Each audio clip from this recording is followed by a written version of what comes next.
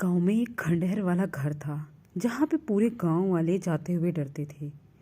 गांव वालों का कहना था कि उस घर में एक चुड़ैल रहती है और जो भी उस खंडहर वाले घर की तरफ से जाता है वो चुड़ैल उसके साथ गांव में आ जाती है और गांव वालों को परेशान करती है। गांव वालों का कहना था कि ये उनके ऊपर श्राप है जो पहले कभी किसी ने दिया था। इसीलिए गांव वालों ने खंडहर वाले रास्ते पर एक बड़ा सा बोर्ड लगा दिया था और जहां पर लिखा था कि इस तरफ जाना मना है और कोई भी गांव वाला उस तरफ नहीं जाता था। उसी गांव में एक छोटू नाम का लड़का रहता था। वो बहुत ही गरीब था। उसके माँ बाप किसी तरीके से उसका पेट पालते थे। वो लोग मेहनत मजदूरी करते थे और किसी तरीके से छोटू को स्कूल भेजते थे। छोटू जब भी स्कूल जाता तो फटे पुराने कपड़ों में और टूटे फूटे झोला लेकर जाता। छोटू हमेशा यही सोचता कि काश वो भी बहुत सा अमीर होता और बहुत सारे पैसे होते तो उसके मम्मी पापा को भी ऐसी ज़िंदगी नहीं जीनी पड़ती और उसे भी बहुत अच्छे अच्छे कपड़े मिलते।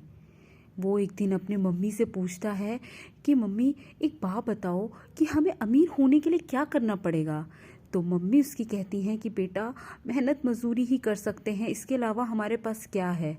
छोटू रोज़ देखता कि उसके मम्मी पापा को रोज़ परेशान करने के लिए एक सेठ आ जाता था। रोज़ कहता था कि अगर तुमने पैसे नहीं दिए तो जल्द ही तुम्हारा ये पूरा घर ले लूँगा और उसको नीलाम कर दूँगा। जो तुमने मेरे से उधारी ली है वो उधारी चुकाओ। छोटू के पापा किसी तरीके से हाथ पैर जोड़कर उसे भेज देते थे। छोटू यही सोचता कि क्या ये गरीबी वाली ज़िंदगी हम ज़िंदगी भर जीते रहेंगे। एक दिन छोटू स्कूल जा रहा था। रास्ते में बहुत घना कोहरा था।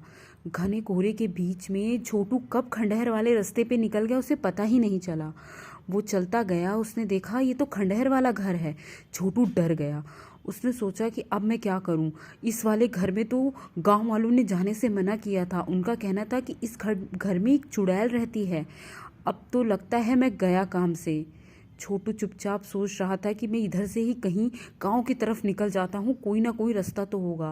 वो जैसे ही आगे बढ़ा खंडहर वाला घर का गेट खुल गया। छोटू डर गया। एकदम से वहाँ से आवाज़ आई, अरे कौन है वहाँ पे।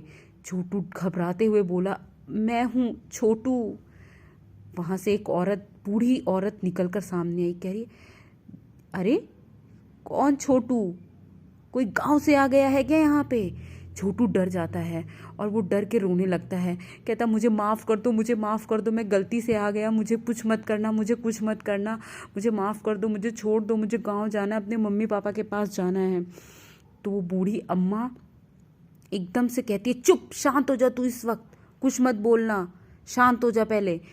छोटू चुप हो जाता है और फिर वो अपनी आंखें खोलकर बूढ़ी अम्मा को देखता है कि वो तो चुड़ैल नहीं है, वो तो एक बहुत ही बूढ़ी सी बुजुर्ग सी औरत है जो वहाँ पे रहती हैं। फिर वो अचानक से बोलता है, अम्मा आप यहाँ क्या कर रही हैं। बूढ़ी अम्मा, उसके मुंह से अम्मा सुनकर खुश हो जाती है और बोलती है, बेटा मैंने बहुत दिनों बाद अपने लिए अम्मा शब्द सुना है, वरना यहाँ तो गांव वाले मुझे चुड़ैल कहकर पुकारते हैं। छोटू सोच में पड़ जाता है। कहता है, अरे तो यहाँ पे तो चुड़ैल ही रहती है ना, गांव में कहाँ गया है कि यहाँ पे चुड़ैल रहती है, तो आप ऐसे कैसे इस घर में रहती हैं। अम्मा एकदम से चुप होकर उसकी तरफ देखती हैं और कहती हैं, बेटा यहाँ कोई चुड़ैल नहीं रहती है, यहाँ मैं रहती हूँ। मेरे 2 बच्चे थे, दोनों बच्चों का कार एक्सीडेंट में मौत हो गई, दोनों मर गए। दोनों की मौत के बाद मेरे पास बहुत सारा खजाना एक कोठरी में बंद है। मेरे को पता है कि अगर सब गांव वालों को पता चल जाएगा ये चीज़ तो सब ये लूट लेंगे और मैं अकेली हो जाऊंगी और हो सकता है ये मुझे मार भी दे। तो इसीलिए ये कहानी मैंने ही बनाई थी और ये गांव वालों में अफवाह मैंने ही फैलाई थी कि इस घर में कोई चुड़ैल रहती है और कोई भी अगर इस रास्ते से आएगा या खंडहर वाले घर में आएगा तो वो चुड़ैल उसको मार डालेगी या उसके साथ गाँव में आकर गाँव को परेशान करेगी। छोटू उसकी तरफ देखने लगा, कह रहा, अरे अम्मा ऐसा क्यों किया आपने।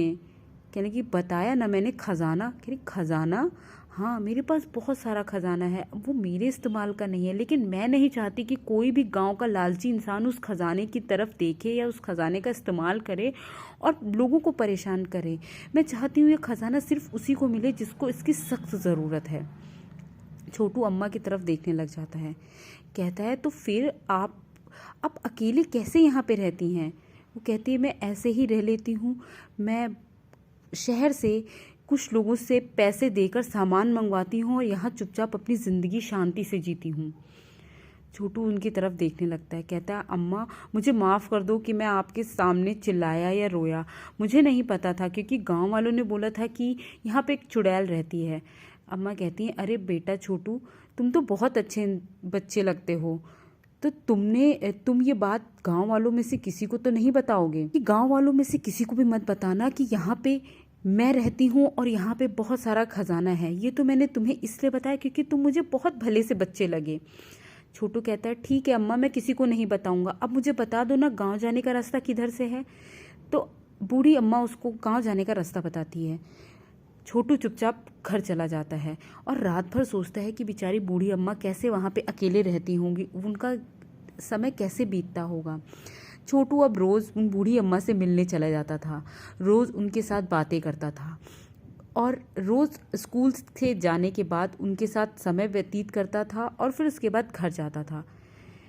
एक दिन उसका दोस्त रामू उसको खंडहर वाले रास्ते की तरफ जाते हुए देख लेता है और वो जाकर ये गांव वालों को बता देता है कि छोटू रोज़ खंडहर वाले रास्ते की तरफ जाता है, ज़रूर कुछ बात है, देखो चल के।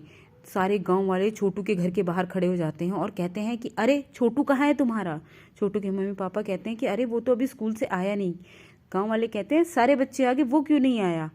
इतने में छोटू आते हुए दिखाई देता है। सब गांव वाले उससे पूछते तुम कहाँ पे थे? छोटू कहता है कहीं नहीं, मैं तो खेत में घूम रहा था।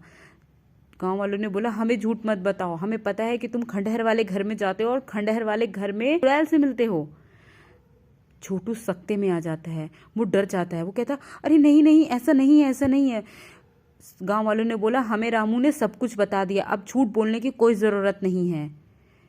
इतने में छोटू रोने लगता है और गांव वाले कहते हैं आज से तुम लोगों की तरफ कोई देखेगा नहीं और ना तुम लोगों को कोई खाना पीना देगा ना कुछ देगा, क्योंकि तुमने श्रापित चुड़ैल को जगा दिया है। छोटू और उसका परिवार दुखी हो जाता है। इतने में वहाँ से एक बूढ़ी अम्मा आती हुई दिखाई देती हैं। छोटू देखते ही पहचान जाता है कि अरे ये तो वही बूढ़ी अम्मा है। पूरे गांव वाले उसकी तरफ देखने लग जाते हैं, कहते हैं अरे ये कौन बुढ़िया है? बूढ़ी अम्मा कहती है अरे मैं वही चुड़ैल हूँ जिसको देख के तुम लोग डरते हो। सब लोग डर जाते हैं, कहते अरे चुड़ैल?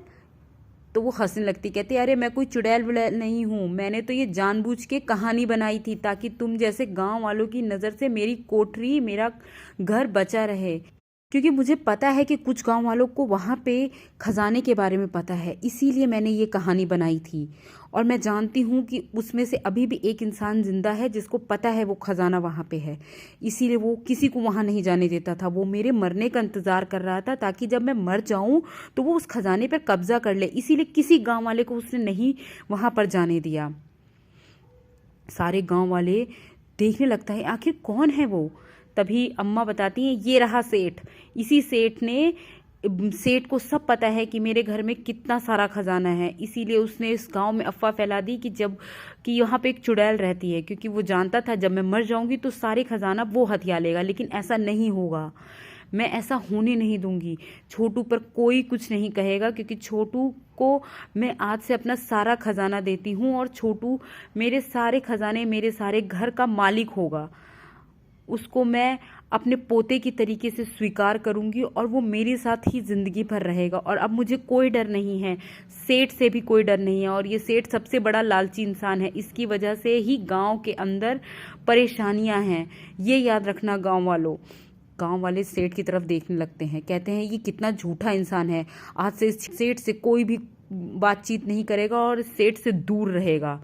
सारे गांव वाले सेठ की तरफ घृणा भरी निगाहों से देखते हैं और उससे कहते हैं कि तू चला जाए यहाँ से, तू बहुत बड़ा लालची है। और सब फिर अम्मा के पास जाते हैं, कहते हैं अम्मा हमें माफ़ कर दो, ये अफवाह शायद सेठ के फैलाने की वजह से ऐसी फैल गई कि हम कभी भी आपका सम्मान ही नहीं कर पाए, हमने सोचा आप चुड़ैल हो, हमें माफ़ कर दो अम्मा। अरे कोई बात नहीं, आज से छोटू हवेली का मालिक होगा और वो ही सब कुछ संभालेगा। छोटू बहुत ही प्यारा लड़का है और वो आगे बहुत सारी पढ़ाई करेगा और तुम लोगों के गांव की हालात भी सुधारेगा, मुझे पूरा विश्वास है। और छोटू आज से मेरे साथ ही रहेगा। छोटू खुश हो जाता है, सोचता है कि मेरी ज़िंदगी कितनी अच्छी हो गई अब। और अम्मा को जाके गले लग जाता है और कहता है, अम्मा थैंक यू सो मच। और अम्मा हंसने लगती हैं।